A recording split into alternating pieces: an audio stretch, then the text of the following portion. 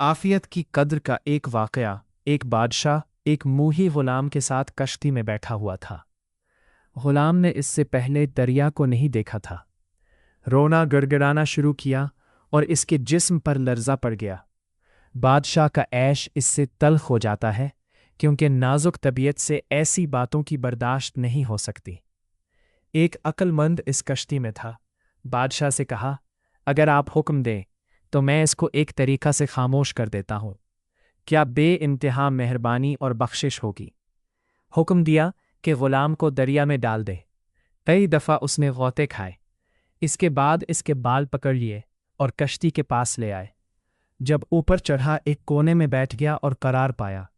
बादशाह को तब हुआ पूछा कि क्या हिकमत थी। जवाब दिया कि इससे पहले उसने डूबने की तकलीफ नहीं देखी थी और कश्ती पर तैरने की कद्र नहीं जानता था।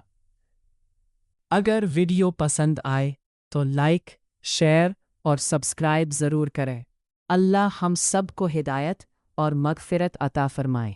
आमीन।